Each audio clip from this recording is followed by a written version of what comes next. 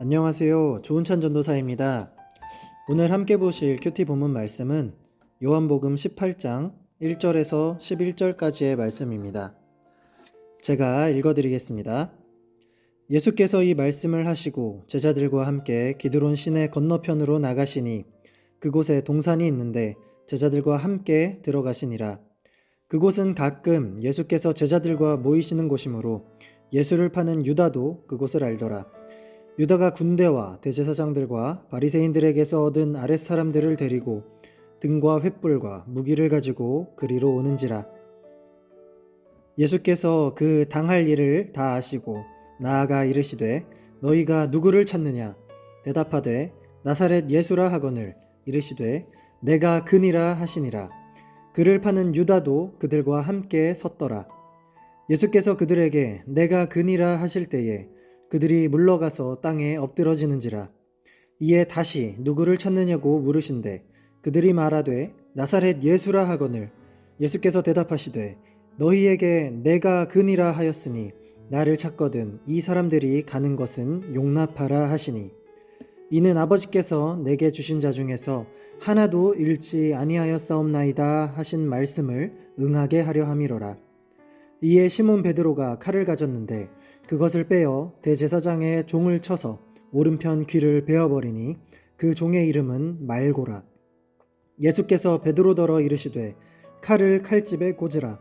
아버지께서 주신 잔을 내가 마시지 아니하겠느냐 하시니라. 아멘. 우리가 사회생활을 하다 보면 사람들은 다른 사람들을 평가하곤 합니다. 누군가 나를 평가하는데 그래도 저 친구는 자기가 하는 말은 꼭 지키는 사람이야 라고 한다면 그것은 분명히 칭찬일 겁니다. 그만큼 오늘날 사회에서 자기가 뱉은 말을 잘 지키는 사람은 누구에게나 성실한 사람, 정직한 사람으로 인정받곤 합니다. 오늘 우리가 읽은 본문에는 이 세상 누구보다도 스스로 한 말을 잘 지키신 예수님이 등장합니다. 그런데 예수님이 지키신 이 말씀은 우리가 을에 내뱉는 다짐의 말이 아니라 자기 자신이 죽을 것이라는 아주 비참한 말씀이었습니다. 1절 시작에 예수께서 이 말씀을 하시고 라고 기록하고 있습니다. 이 말씀이란 예수님께서 겟세마네에서 피땀을 흘리며 기도를 마치신 이후를 뜻합니다. 이때 이미 예수님은 당신이 잡히실 것과 제자들이 배신할 것을 예고하신 뒤였습니다. 그렇게 말씀을 마치신 예수님은 붙잡히시기 위해 기드론 시내 건너편에 있는 한 동산으로 가셨습니다. 2절에 예수를 파는 유다도 그곳을 알더라 라고 강조하고 있는 것은 예수님께서 분명히 유다에게 배신당해 붙잡히실 것을 미리 알고 계셨음을 보여줍니다. 그럼에도 불구하고 지금 예수님은 그곳으로 가셨습니다. 예수님은 자발적으로 십자가를 향해 나아가고 계신 겁니다. 3절에 유다의 신고를 받은 대제사장들과 바리새인들과 군대가 예수님을 잡으러 왔습니다. 이에 예수님은 4절에서 너희가 누구를 찾느냐라고 먼저 물으십니다. 5절에 그들이 나사렛 예수라 하니 예수님께서 내가 그니라 라고 대답하십니다. 이는 예수님의 신성을 드러내는 대답이었습니다. 예수님께서 내가 그니라 라고 한 순간 예수님을 붙잡으러 온 그 모든 사람들이 다 땅에 엎드러지고 말았습니다. 이것은 예수님이 하나님으로서 능력이 크신 분이심을 보여줍니다.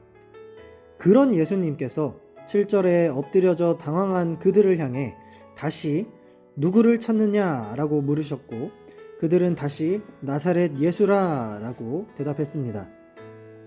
이에 8절에서 내가 그니라 라고 답하시며 완전히 붙잡히셨습니다.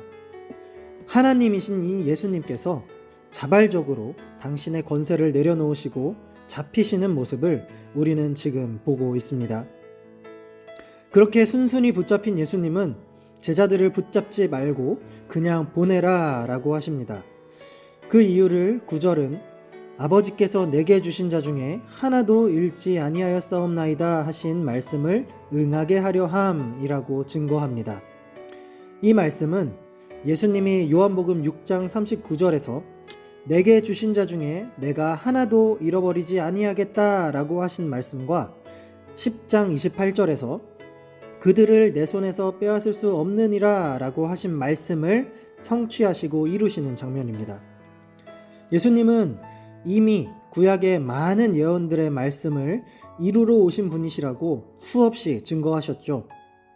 그리고 이제는 얼마 전에 당신 자신께서 스스로 하셨던 말씀까지도 직접 성취하고 계십니다. 이 모습은 예수 그리스도의 말씀이 구약의 하나님의 말씀과 똑같은 권위가 있으며 그리스도 자신이 곧 하나님이십니다 라는 것을 증거하는 선포이기도 합니다. 그 위대하고 놀라운 예수님께서 지금 당신 스스로는 십자가 죽음의 길을 들어가시면서도 당신의 제자들은 그냥 보내라고 하시면서 제자들을 안전하게 보호해주고 계십니다. 죄인인 제자들을 살리시고 자신은 그냥 붙잡히신 이 모습은 예수님의 십자가 사역의 의미를 간접적으로 보여주는 장면이기도 합니다. 예수님이 붙잡히시자 10절에서 제자 베드로는 칼을 꺼내어 대제사장의 종 말고의 귀를 베었습니다. 그러자 예수님은 11절에서 칼을 칼집에 꽂으라 아버지께서 주신 잔을 내가 마시지 아니하겠느냐라고 오히려 베드로를 책망하십니다. 베드로의 모습을 우리가 볼 때 예수님을 지키려고 한 이 베드로의 열정은 과히 훌륭하다라고 할 수 있습니다. 그러나 칼을 꺼내든 이 베드로의 방법은 잘못된 것이었습니다. 오늘날에도 이 교회와 예수님을 모욕하는 자들에게 이 똑같이 저주를 하는 기독교인들이 있습니다. 교회에게 행한 폭행을 그대로 폭행으로 되갚는 신자들도 있습니다. 그러나 우리는 과연 그러한 행동들이 하나님이 기뻐하시는 행동인지 잘 생각해 보아야 합니다. 예수님이 잡히실 때 칼을 들었던 베드로는 잠시 후 예수님이 재판을 받으실 때는 예수님을 증거하지 않았습니다. 아니, 오히려 3번이나 부인했습니다.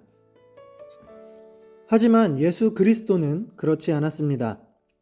예수님이야말로 능력으로는 얼마든지 자신을 지키고 세상을 심판하실 수 있는 분이었습니다.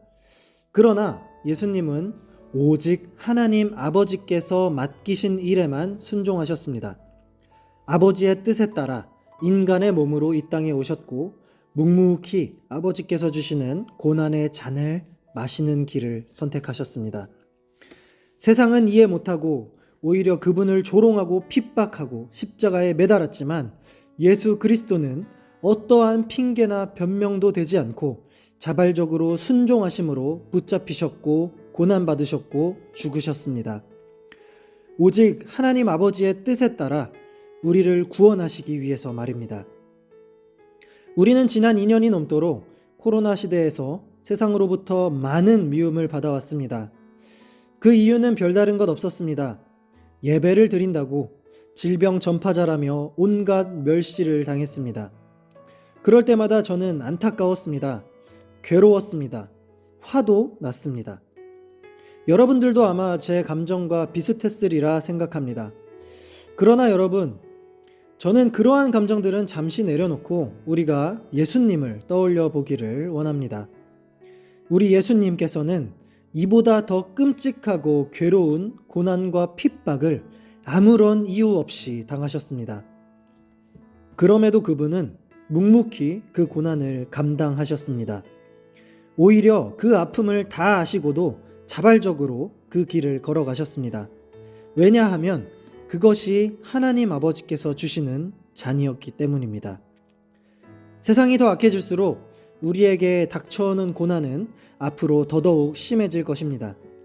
그러한 때에도 우리가 소망을 둘 수 있는 이유는 우리 구주 예수 그리스도께서 이미 그 길을 걸어가셨기 때문입니다. 예수님이 먼저 걸어가셨기 때문에 우리가 걸어갈 수 있습니다.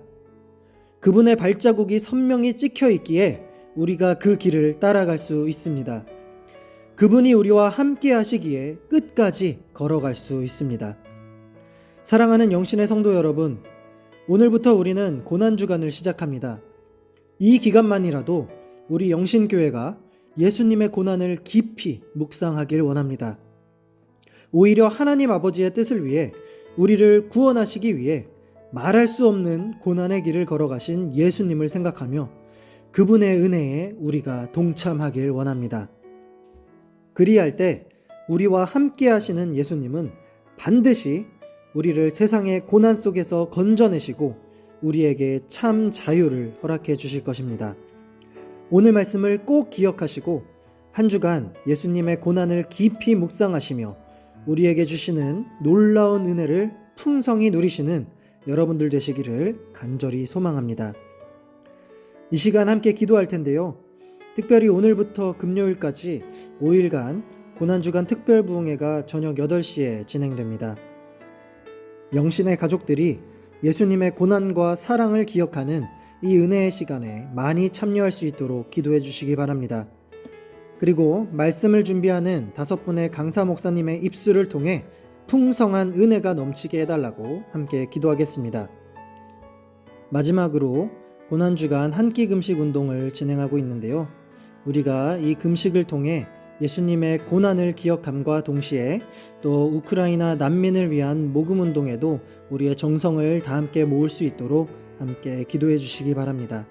이렇게 기도하신 후에 각자의 기도 제목으로 하나님께 간절히 나아가겠습니다.